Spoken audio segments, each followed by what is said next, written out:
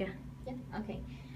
Would you kindly state your name and your major and how old are you and stuff like that? Yes, my name is Lindy Mabry. I'm 20 years old, and my major right now is daycare administration. I'll be graduating with that in May, but plan to continue going on for teaching, so early education. Early education. And here at AC as well? Actually, I'm not sure yet. You're not sure yet? Okay, awesome. Okay, would you tell us the type of disabilities that you have? Right.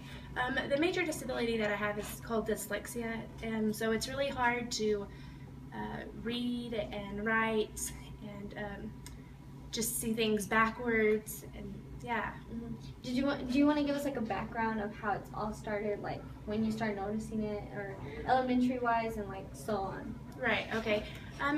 So when I was younger, it was always difficult to read, and school was never fun. You know, just wanted to play with people, or play with my friends, but never wanted to learn.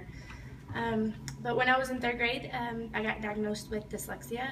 I actually beforehand wrote my name completely backwards, and everything was completely backwards. And I took home to my mom, and she was like, "Okay, something's just not right." And so when in 3rd grade, I got diagnosed, and I've always had help and support to get through it, but it's always been difficult with just reading and writing and just in general. Mm-hmm.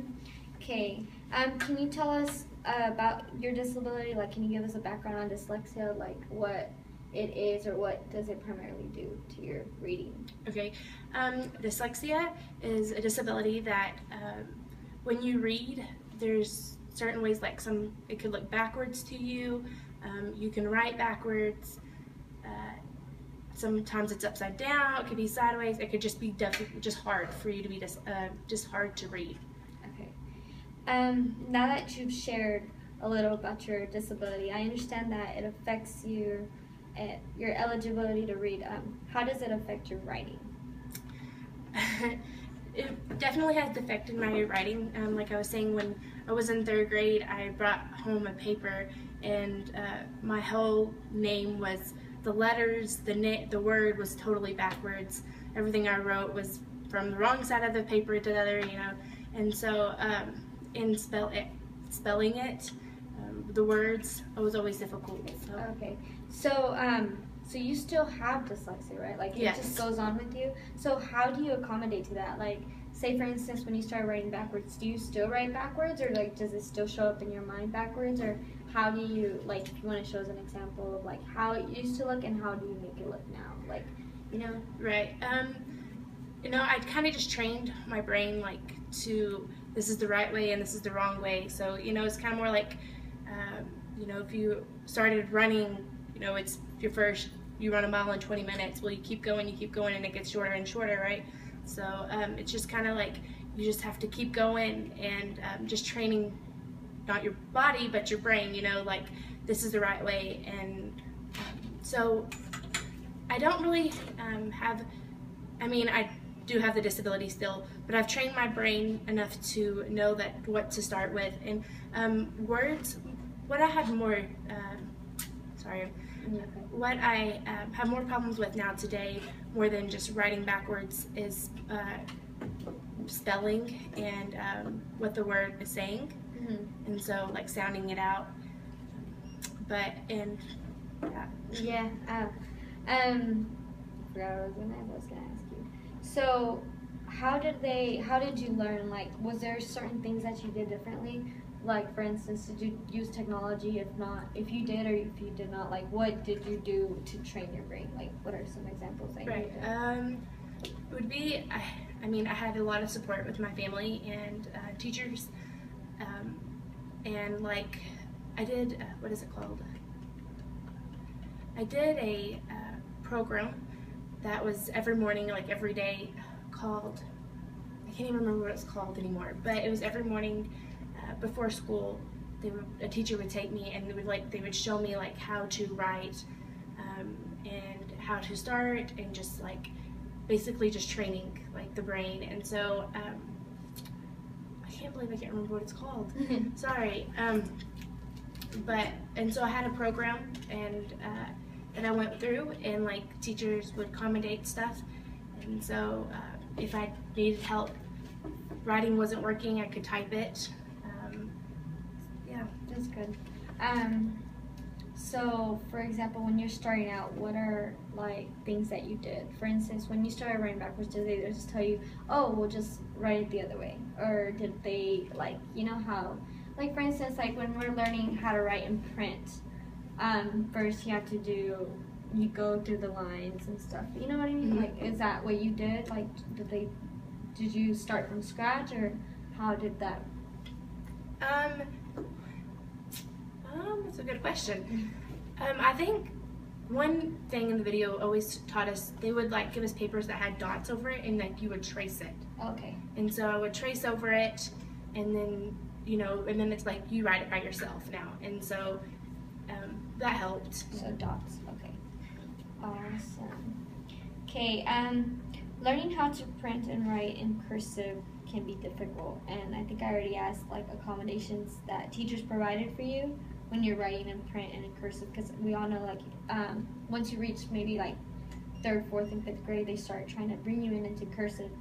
Which one was most difficult for you, and how did you which one was difficult and which one was a lot easier for you, and how did you learn how to do it? Okay, so like what was the question again? Like for instance, printing in cursive. Printing Which in one cursive.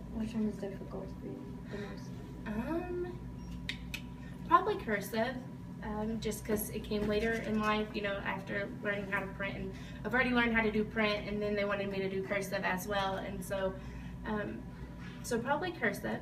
Okay, and you mentioned like one of the accommodations was the dots, right? Mm-hmm. Was there any other one that you can remember that you did?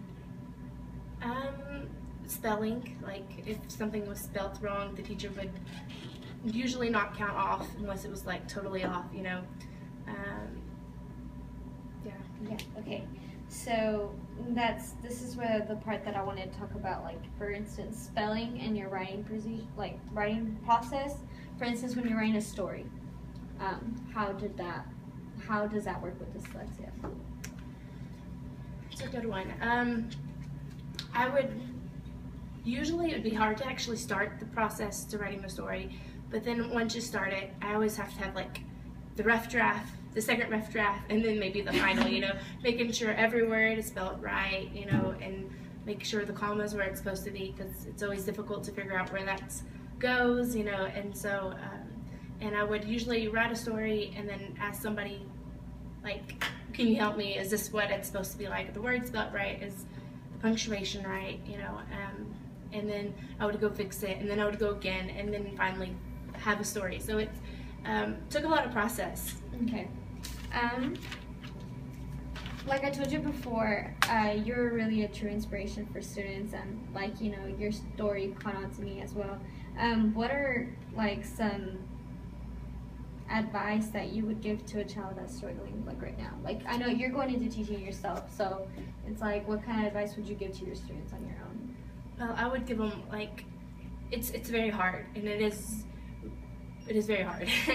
But going through it and actually learning, you're gonna become stronger, and it's gonna be okay, and you're gonna get through it, and you'll be glad that you did. Mm-hmm. Like I know when reading your story, it caught on to me because even for us that like I don't have a disability, but I struggled with support from teachers. So I know you said something about struggling with support, like you had support from your family, but like support from your teachers was a bit difficult. So what kind of advice would you give to future teachers that will encounter students that have disabilities? Right. That's a good one. I did not have great support from my younger teachers, and it was very hard. I wanted to quit. I wanted to stop, and man, I work with kids now, and I can't understand, like, it's so hard. Those kids are precious, and you don't know what they're going through at home or what their disability is. Just to love on those kids and give them and let them know that they are worth something, and that whatever they are, that you want the best of them. And if you say you want the best from them, they're going to give you the best. But if you give up on them, they're going to give up on you. And that's where I was. Like, the teachers were giving up on me. They didn't think I was worth anything. She's not smart, you know, so they gave up on me. But then I had a 5th grade teacher that actually cared for me. And so once I had someone that cared for me and knew that I could do something, you know, I came out of it. That's good. That's a really good answer. Did you want to share something else with us? Like for instance, our class, all of our classes talking and we're discussing special education, like learning and, you know, how to accommodate to these students. You know, would you like to say anything to these students, or would you like to tell them about a certain goal that you're trying to accomplish eventually? Right. My goal is to eventually become a teacher. I mean, I'm a pre-K assistant teacher right now, and I absolutely love it. And I really wanted to become a teacher because, you know, I had the teachers that were not so great and not so willing to put up with my disability, you know, and so I really wanted to become a teacher and be inspirational to the kids, to show them or tell them that they're worth something, even if they're not the highest of everybody. So my goal, I would like to say, like, just make sure to tell the kids they're worth something. Okay. Thank you so much. Thank you.